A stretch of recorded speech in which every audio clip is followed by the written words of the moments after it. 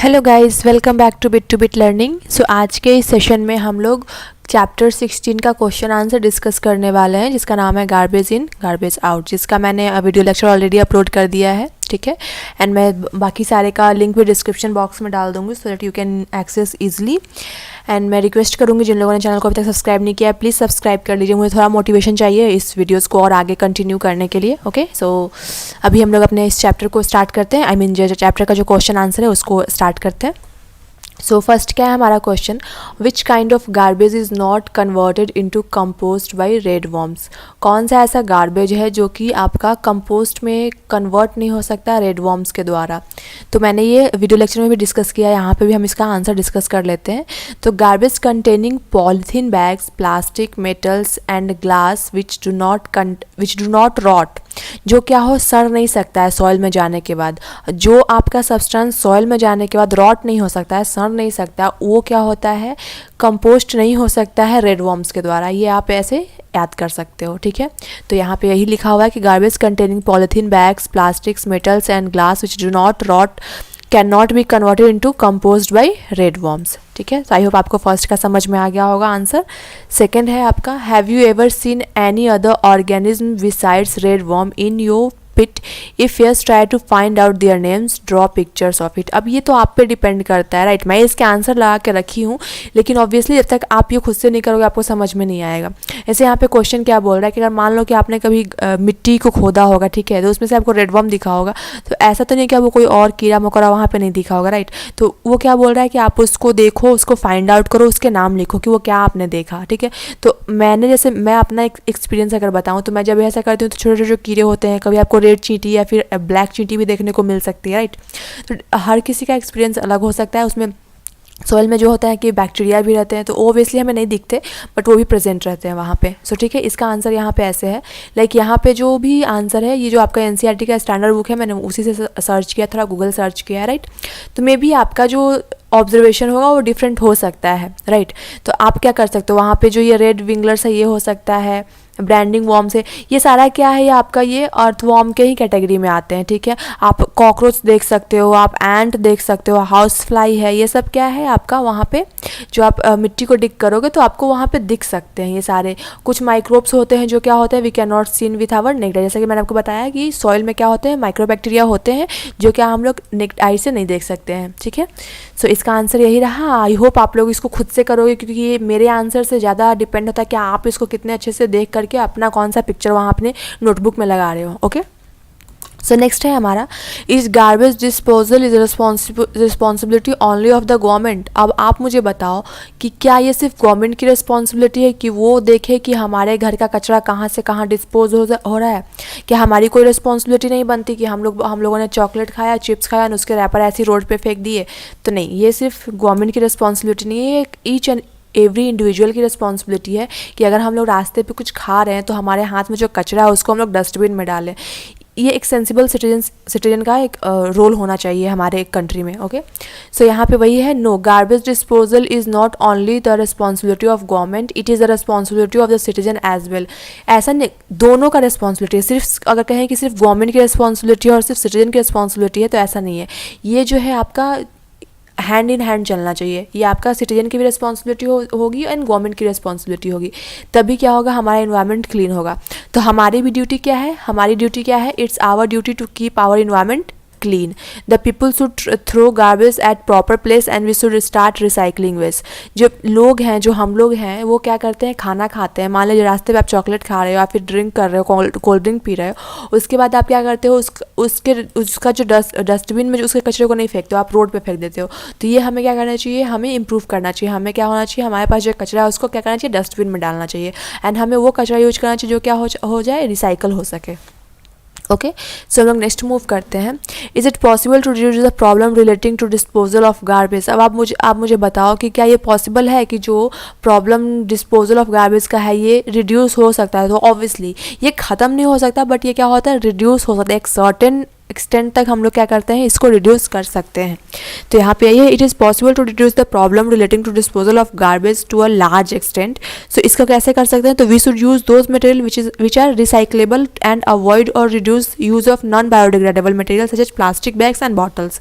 अब क्या बोल रही है कि इसको हम लोग कैसे रिड्यूस कर सकते हैं, तो हमें क्या करना चाहिए, हमें वैसा मटेरियल यूज़ करना चाहिए जिसको हम लोग रिसाइकल कर सकें, हमें वैसा मटेरियल को अवॉइड करना चाहिए जो क्या हो, बायोडिग्रेडेबल ना हो। जैसा कि प्लास्टिक बैग्स हो गए, बॉटल्स हो गए, ये सब क्या होते हैं, बायोडिग्रेडेबल नहीं होते हैं। तो हमें क्या करना चाहिए, इन सब को अवॉइड करना, जितना हो सके कम यूज़ करना चाहिए। ओके, सो नेक्स्ट क्या है, what do you do with the left over food at home. तो जनरली हर कोई अपने अलग अलग तरीके से लेफ़्ट ओवर फूड को यूज़ करते हैं। अब अगर आप रूरल एरियाज़ में जाओगे तो घर पे खाना बच गया तो क्या होता है, वो गायों को दे दिया जाता है, गाय खा जाती है। लेकिन फॉर एग्जांपल आप सिटी में रह रहे हो, आपके घर में ऐसा कोई जानवर नहीं जिसको आप खाना दे सको, राइट। तो वो खाना को क्या करोगे, आप फेंक दोगे तो रास्ते पे तो वो स्मेल करेगा। तो उसके लिए क्या होता है, आप उसको गमले में अगर आपके पास फ्लावर पॉट है या फिर कुछ है या फिर आपके पास गार्डन है तो वहाँ पे जाकर गड्ढा खोदे क्या कर सकते हो, उस फूड को वहाँ डाल सकते हो। तो क्या हो जाएगा, वो सॉइल में मिल करके क्या हो जाएगा, कंपोस्ट बना लेगा एंड सॉइल को भी क्या कर देगा, फर्टिलाइज कर देगा। तो यहाँ पे यही लिखा हुआ है, left over food can be collected and make to use compost.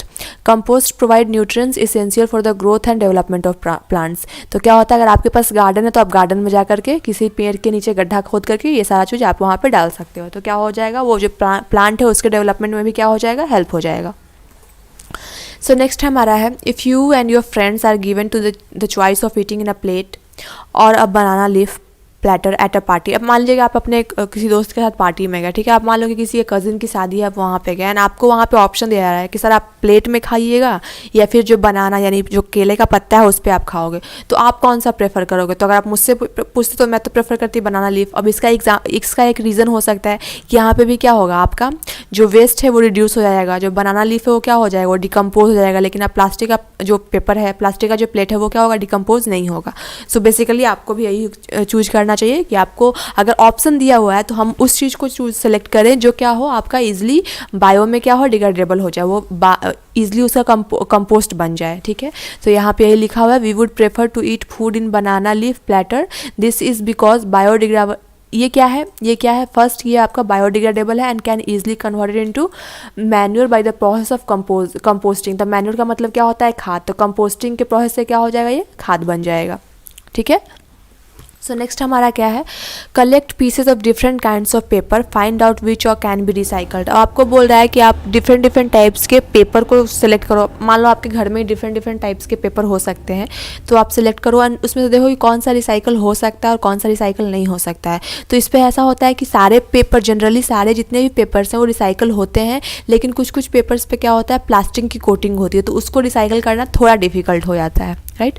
तो यहाँ पे यही लिखा हुआ है, the pieces of paper obtain from newspaper, notebook, magazine can be easily what recycle and plastic coated and shiny paper can not B recycled easily. ठीक है, तो जनरली क्या होता है, ऑल टाइप ऑफ पेपर क्या होता है, रिसाइकल हो जाते हैं। कुछ को रिसाइकल करने में थोड़ा क्या होता है, प्रॉब्लम होता है, बट हो जाते हैं एट द एंड। सो यहाँ पे नेक्स्ट है आपका, with the help of a lens look at the pieces of paper you collected for the above question. अब पिछला जो क्वेश्चन था, आपने मान लीजिए कि डिफरेंट टाइप्स के पेपर कलेक्ट किया, तो आप उसको देखो कि आपको क्या ऑब्जर्व हो रहा है, उसका जो सरफेस है पेपर का, जो मटेरियल जो है आपके पास पेपर का, उस पर आप क्या ऑब्जर्व कर पा रहे हो कि रिसाइकल पेपर और जो नया शीट ऑफ पेपर है उसमें क्या डिफरेंस है।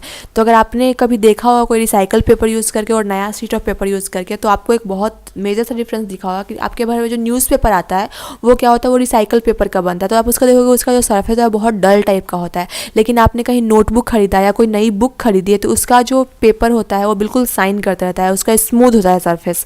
तो बेसिकली यही आपका डिफरेंस होता है, surface of the recycle paper appears little rough whereas the surface of a new sheet of paper appears smooth. ठीक है, यहाँ पे एक ई एक्स्ट्रा आ गया है, आप इसको इग्नोर कर देना।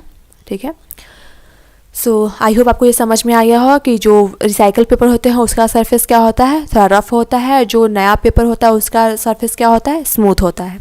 ठीक है, अब यहाँ पे आपका क्वेश्चन है, लाइक ये 3 क्वेश्चन एक साथ है तो मैंने इसको यहीं पे लगा दिया तो आपको ईजिली समझ में आए।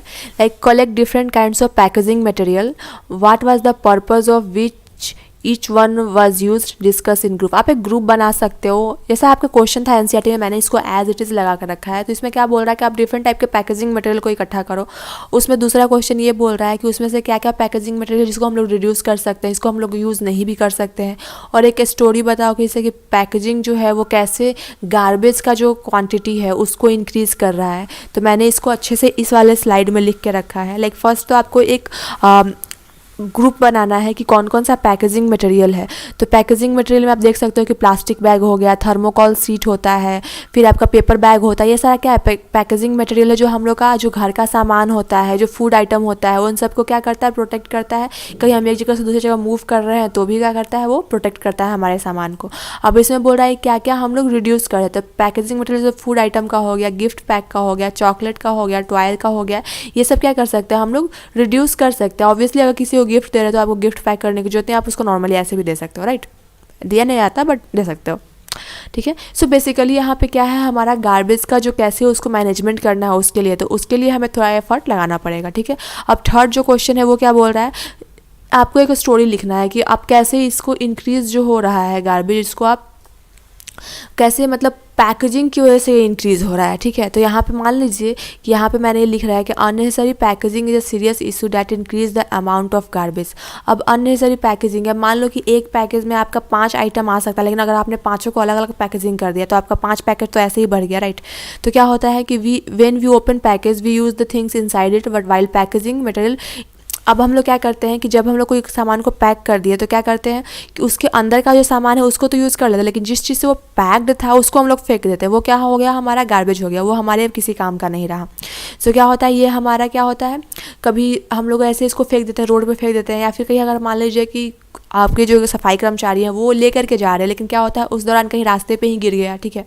तो उससे क्या होता है, वो रोड पे रह गया और वो ईजिली डिकम्पोज नहीं होता। फिर बारिश हो गया तो क्या हो गया, वो मिट्टी में चला जाएगा, वाटर बॉडीज़ में चला जाएगा। तो इससे क्या हो गया, हमारा वाटर और ये सॉइल दोनों पॉल्यूट हो गया। तो इससे क्या हो रहा है, हमारा एक छोटा सा जो पैकेजिंग मटेरियल था वो भी क्या कर रहा है, एक बहुत बड़ा इन्वायरमेंट के लिए थ्रेटन पैदा कर रहा है, राइट। तो वो क्या हो रहा है, हमारे लिए क्या हो रहा है कि पैकेजिंग जो है डेफिनेटली क्या कर रहा है, हमारा इन्वायरमेंट को पॉल्यूट कर रहा है पैकेजिंग मटेरियल जो है। तो उसको हम लोग क्या करना चाहिए, जितना हो सके रिड्यूस करना चाहिए, ओके।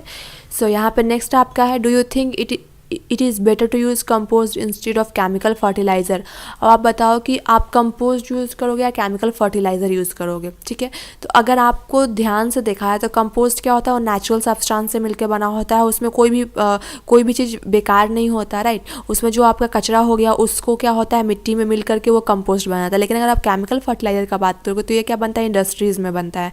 एंड इंडस्ट्रीज़ में जब बनता है, तो मैंने आपको स्लाइड्स में बताया था कि इंडस्ट्रीज़ में जब बनता है तो उससे क्या होता है, क्या वहाँ पे जो कचरा निकल रहा है केमिकल इंडस्ट्रीज से, वो भी क्या कर रहा है, हमारे वाटर बॉडीज़ को, हमारे सॉइल को, हमारे इन्वायरमेंट को क्या कर रहा है, पॉल्यूट कर रहा है। तो हमें कौन सा सिलेक्ट करना चाहिए, ऑब्वियसली हम लोग कंपोस्ट सिलेक्ट करना चाहिए। ये क्यों है, क्योंकि ये क्या है, ये एक नेचुरल फर्टिलाइज़र है। तो यहाँ पे यही लिखा हुआ है कि yes it is better to use compost instead of natural fertiliser.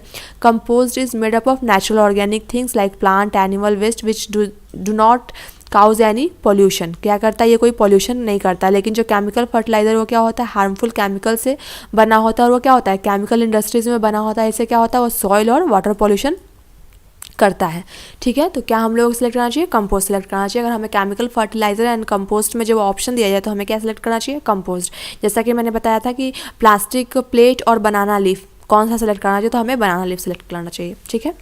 सो आपका इस क्वेश्चन आंसर के सीरीज़ में इतना ही था। सो इसके साथ आपका जो क्लास 6 का साइंस था उसका पूरा सिलेबस मैंने कवर कर दिया विथ क्वेश्चन आंसर। इसके अलग अलग प्लेलिस्ट भी मैंने बना रखे हैं, सो आप उसको वहाँ से भी एक्सेस कर लेना, okay. So stay tune with me, thanks for watching my videos, please do subscribe and motivate me to make such amazing videos. Thank you. Thanks for watching this video guys. अगर आपको video अच्छा लगता है तो please like कीजिए, अपने queries and doubts comment section में put कीजिए, एंड या अपने वैल्यूएबल फीडबैक हमें दिए ताकि हम अपने आप को इम्प्रूव कर सकें। And for such regular content please subscribe our channel bit to bit learning. Happy learning, thank you.